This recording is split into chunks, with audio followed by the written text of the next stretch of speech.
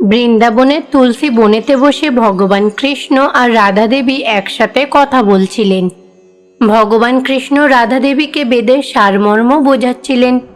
আচ্ছা স্বামী, সত্যিকারের ভক্তিটা কি, আর আপনার কাছে পৌঁছানোর জন্য তাকে কি কি করতে হবে, তবেই সেটাকে সত্যিকারের ভক্তি মনে করবেন?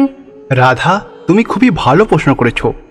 যে কারোর ওপরে কখনো রেগে যায় না, কাউকে ঘৃণার চোখে দেখে না, এমনকি কারোর ওপরে হিংসাও করে না, জাতপাত মতভেদকে সর্বদা দূরে রাখে, সে এমন ব্যক্তি যে প্রত্যেক মানুষের সাথে ভালো ব্যবহার করবে, তার সাথে ভালোভাবে কথা বলে রেগে না গিয়ে তাকে বোঝাবে, যার মন গঙ্গাজলের মতো পবিত্র হবে। যে ভক্ত আমার ওপরে সারাদিন মন পড়ে থাকবে, সেই হচ্ছে আসল ভক্ত। এই কথাটা ভগবান কৃষ্ণ রাধা দেবীকে বললেন।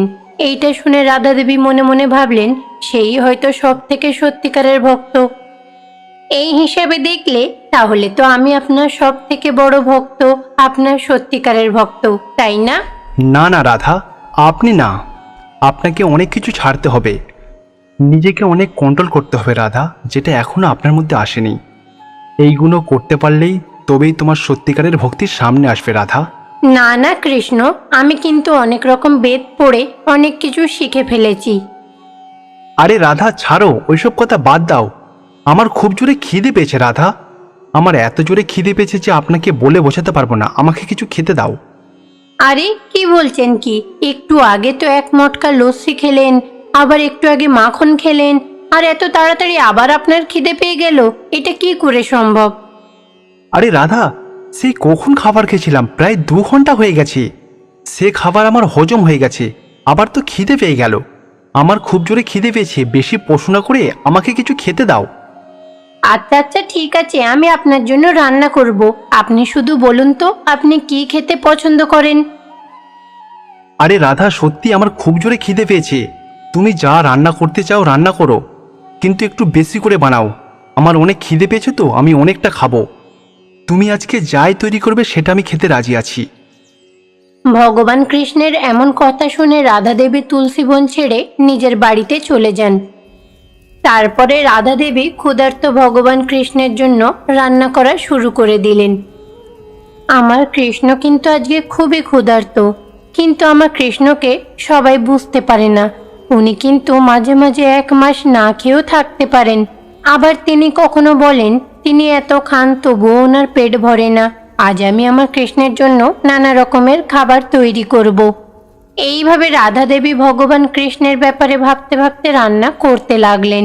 অন্যদিকে তখনই নারদ মুনি রাধা দেবীর কাছে এলেন। হে নারদ মুনি, তোমাকে প্রণাম। কি ব্যাপার, তুমি এখানে কোনো খবর নিয়ে এলে নাকি? আরে রাধা, কি হয়েছে? তোমাকে দেখে এত চিন্তিত মনে হচ্ছে, কি হয়েছেটা কি? আসলে ভগবান কৃষ্ণের আজ খুব খিদে পেয়েছে, সেই কারণে তিনি আমাকে বলেছেন আজ অনেক রকমের খাবার তৈরি করতে। সেই জন্যে তো তাড়াহুড়ো করে রান্না করছি। যদি আবার দেরি হয়ে যায় তাহলে আবার খিদের জন্য তিনি ছটফট করবেন। দেখো রাধা, ভগবান শ্রীকৃষ্ণের লীলা কখনো কখনো বোঝা কিন্তু খুবই মুশকিল। আমরাও মাঝে মাঝে বুঝতে পারি না। ভগবান শ্রীকৃষ্ণ নিজের কনিষ্ঠ আঙুল দিয়ে গোবর্ধনগিরিকে 7 দিন ধরে তুলে রেখেছিল। হতে পারে সেই জন্য হয়তো ভগবান শ্রীকৃষ্ণকে খুব জোরে খিদে পেয়েছে, আরও অন্যান্য কারণ হতেও পারে। দেখো, আমি কিন্তু ওইসব কিছু জানি না। আমাকে এখন তাড়াতাড়ি অনেকগুলো রান্নাবান্না করে ভগবান কৃষ্ণের কাছে নিয়ে যেতে হবে, না হলে হয়তো ওনার মন বদল হয়ে যেতে পারে। রাধা, ভগবান শ্রীকৃষ্ণ এখন কোথায়? কেন, উনি তো বৃন্দাবনের তুলসী বনের কাছেই রয়েছেন। কেন, তুমি ওনার বাঁশির শব্দ শুনতে পাওনি? ওই বাঁশির শব্দ শুনে সেখানে চলে যাও, সেখানে তুমি ভগবান কৃষ্ণের দর্শন পেয়ে যাবে। রাধা দেবীর এমন কথা শুনে নারদ মুনিও কিন্তু ভগবান কৃষ্ণের দর্শন পাওয়ার জন্য তুলসী বনে চলে যান। তুলসী বনে ভগবান কৃষ্ণ বাঁশি বাজাচ্ছিলেন। আরে আরে নারদজি, কি ব্যাপার? কি হয়েছে? আপনার এখানে আসার কারণ কি? আরে আমি এখানে কেন এসেছি আপনি বাদ দিন। আচ্ছা ভগবান শ্রীকৃষ্ণ, আপনার এত জোরে খিদে পাওয়ার কারণ কি আমি জানতে পারি? দেখো নারদ, প্রত্যেক জিনিসের একটা কারণ অবশ্যই থাকে। আরে নারদ, এর কারণটা কি যখন সময় হবে আপনি ঠিকই জেনে যাবেন। তারপরে খানিকক্ষণ ধরে ভগবান কৃষ্ণ বাঁশি বাজাতে লাগলেন। এইদিকে নারদ মুনিও কিন্তু ভগবান কৃষ্ণের বাঁশির সুর শুনে আনন্দ পাচ্ছিলেন। এইভাবে কিছুদিন কেটে যায়। এইদিকে বৃন্দাবনে কিন্তু ভগবান কৃষ্ণের এক ভক্ত ছিলেন, ওনার নাম ছিল কমল দাস। তিনি কিন্তু নিজের হাতে মাটি দিয়ে ভগবান কৃষ্ণের মূর্তি তৈরি করে নিজের বাড়িতে রেখে সেটাকে প্রত্যেকদিন পুজো করতেন। হে ভগবান শ্রীকৃষ্ণ, আমি আপনাকে কয়েকদিন ধরে রাতের খাবারের জন্য আমন্ত্রণ করে যাচ্ছি, কিন্তু আপনি একটা দিনের জন্য আমার বাড়িতে আসেননি। সেই দিনটা কবে আসবে ভগবান, যখন আমার হাতের রান্না আপনাকে খাওয়ানোর সৌভাগ্য আমার হবে? এই কথাগুলো কমল দাস ওনার সামনে থাকা মাটির তৈরি কৃষ্ণ ভগবানকে বলছিলেন। এইদিকে ভগবান কৃষ্ণ তুলসী বনে থেকে কমল দাসের সব কথা কিন্তু শুনছিলেন। নারদ, আমার খুব জোরে খিদে পেয়েছে। আপনারও কি খুব খিদে পেয়েছে? দেখুন স্বামী, এখন কিন্তু আমার বেশি খিদে নেই। যদি আপনি আমাকে খাওয়াতে চান তাহলে আমি আপনার সাথে খেতে পারি। নারদ, পৃথিবীতে আমার একটা ভক্ত আমার জন্য নানা রকমের খাবার তৈরি করেছে, আর সে আমার আসার জন্য অপেক্ষা করছে। আরে ভগবান শ্রীকৃষ্ণ, আপনি এটা কি বলছেন? বাড়িতে রাধা আপনার জন্য নানা রকম খাবার তৈরি করছে। মনে হয় ওইদিকে খাবার তৈরি হয়ে গেছে। আসুন স্বামী, আসুন, রাধা আপনার জন্য অপেক্ষা করছে, চলুন। আরে নারদ, না, আমি চিন্তা করছিলাম আজকে আমি আমার ভক্তের বাড়িতে ভোজন করব। এই রকম বলে ভগবান কৃষ্ণ নিজের ভক্তের বাড়িতে চলে যান। এমনকি ভগবান কৃষ্ণ নিজের সঙ্গে নারদ মুনিকেও কমল দাসের বাড়িতে নিয়ে যান। এইদিকে কমল দাস ভগবান কৃষ্ণকে আর তার সাথে নারদ মুনিকে দেখে নিজের বাড়ির সামনে তিনি তো অবাক হয়ে যান। আরে এটা কি? যেটা আমি দেখছি সেটা কি সত্যি? আমি স্বপ্নেও কোনোদিন ভাবতে পারিনি। স্বামী, আসুন আসুন, ভেতরে আসুন, আপনারা দুজনেই আসুন। তারপরে কমল দাস ভগবান কৃষ্ণ আর নারদ মুনি দুজনেরই চরণ ধুয়ে দিলেন। তারপরে ওনাদেরকে বাড়ির ভেতরে নিয়ে গেলেন। তারপরে তিনি ওনাদের দুজনের আগে পুজো করেন। তারপরে তিনি যা যা কিছু রান্না করেছিলেন সব কিছু ওনাদের দুজনকে খেতে দিলেন। তারপরে সব খাবারগুলো সুন্দর করে কলাপাতায় সাজিয়ে ওনাদের খেতে দিলেন। আমি হয়তো এই জন্মেতে কোনো পুণ্য কাজ করেছি যে স্বামী শ্রীকৃষ্ণকে আমার হাতের বানানো খাবার খাওয়ানোর সৌভাগ্য হয়েছে। স্বামী, বলুন খাবারগুলো কেমন হয়েছে? আমি এত সুন্দর সুস্বাদু খাবার এর আগে আমি কোথাও খাইনি। সত্যি, এত সুন্দর সুস্বাদু খাবার আমি বৈকুণ্ঠতেও খাইনি। আপনাকে অসংখ্য অসংখ্য ধন্যবাদ স্বামী। আপনার এই কথাগুলো আমি সারা জীবন হৃদয়তে গেঁথে রাখবো। তারপরে কমল দাস তাদের দুজনের সেবা করতে লাগলেন। এইদিকে ভগবান কৃষ্ণ সন্তুষ্ট হয়ে খাবারগুলো খেতে লাগলেন। এইদিকে নারদ মুনি তাড়াহুড়ো করে খাওয়া দাওয়া করে চলে যাবেন বলে উঠে দাঁড়ালেন। স্বামী, আমার হাতের বানানো খাবার কি আপনার একটুও পছন্দ হয়নি? তাহলে আপনি এত তাড়াতাড়ি খেতে উঠে পড়ছেন, কি ব্যাপার স্বামী, বলুন। আরে না না, খাবার তো খুবই সুস্বাদু হয়েছে। আমার যেটুকু খিদে পেয়েছিল খেয়ে নিয়েছি। এই খাবারগুলো হজম করার জন্য এখনই আমাকে রাধার কাছে যেতে হবে। এই রকম বলে নারদ মুনি তখন রাধা দেবীর কাছে গেলেন। আরে তোমরা দুজনে এতক্ষণ ধরে কোথায় ছিলে? রান্না হয়ে গেছে তো। ভগবান কৃষ্ণ কোথায়? আমি তো কখন থেকে তোমাদের দুজনের জন্য অপেক্ষা করছি, তোমরা এখন এলে। উনি কি এখনো তুলসী বনে বাঁশি বাজাচ্ছে নাকি? আরে রাধা, ভগবান শ্রীকৃষ্ণ এখন বৈকুণ্ঠেতে নেই। সে এখন পৃথিবীতে গেছে কমলা দাসের বাড়িতে। তার বানানো খাবার স্বামী খুবই তৃপ্তি করে খাচ্ছে। রাধা, আপনার বানানো খাবার সমস্ত নষ্ট হয়ে যাবে। এই রকম বলে নারদ মুনি তো সেখান থেকে গায়েব হয়ে যান। এইদিকে রাধা দেবী এই কথা শুনে খুব রেগে যান। অন্যদিকে ভগবান কৃষ্ণ কমল দাসের বাড়িতে খাওয়া শেষ করে তারপরে রাধা দেবীর কাছে চলে এলেন।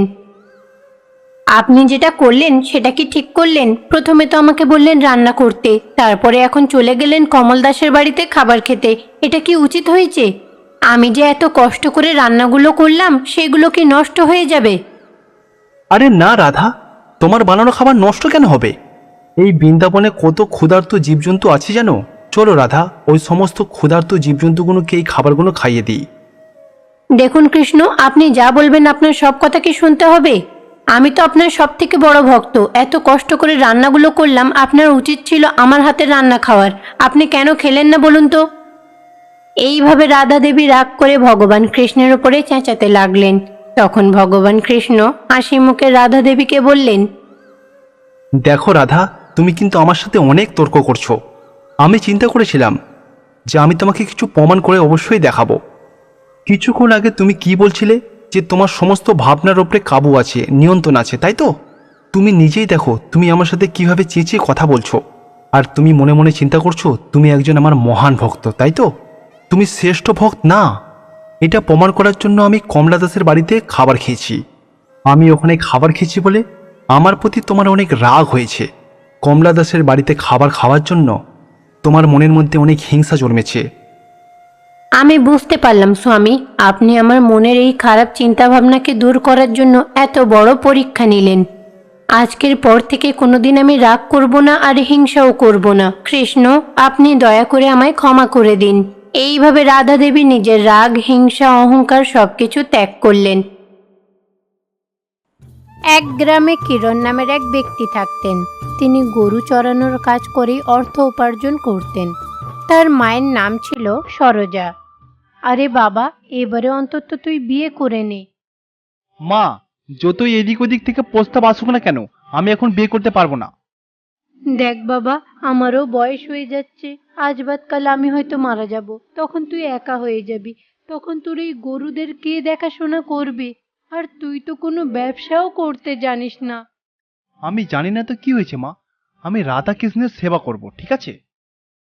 এমনই একদিন সরোজা বসে কিরণের বিয়ে নিয়ে ভাবতে লাগলেন। তারপরে একদিন সরোজা প্রিয়া নামের একটা মেয়েকে দেখতে গেলেন। প্রিয়াকে ওনার খুব পছন্দ হলো। কিরণের সঙ্গে তার বিয়ে হলো। শোনো প্রিয়া মা, আমার ছেলেটা তো খুবই সাদাসিধে, খুব একটা ব্যবসা করতে জানে না, তাই এই সব কিছুর দায়িত্ব এবার থেকে আমি তোমার হাতে তুলে দিলাম। কেন মা, আপনি কি চান? মা রে, আমার শরীর মোটেও ভালো নেই, তাই আমি চাই শেষ নিঃশ্বাস ত্যাগ করার আগে একবার তীর্থযাত্রায় যেতে। তাই আমি এখনই তীর্থযাত্রার জন্য বেরোচ্ছি, তাই সব দায়িত্ব আমি তোমার উপরে দিয়ে যাচ্ছি। ঠিক আছে মা, এবার থেকে তুমি আমার ছেলের সাথে সাথে গরুগুলোরও কিন্তু ভালো করে দেখাশোনা করবে, কারণ ওরা আমাদের কাছে দেবতার মতন। তুমি দুধ, ঘি, মাখন এই সমস্ত জিনিস বিক্রি করে যা টাকা উপার্জন করবে সেটা দিয়েই এবারে সংসার চালাবে। এইভাবে সরোজা তার বৌমা প্রিয়াকে বুঝিয়ে তারপরে তীর্থযাত্রার জন্য বেরিয়ে পড়লেন।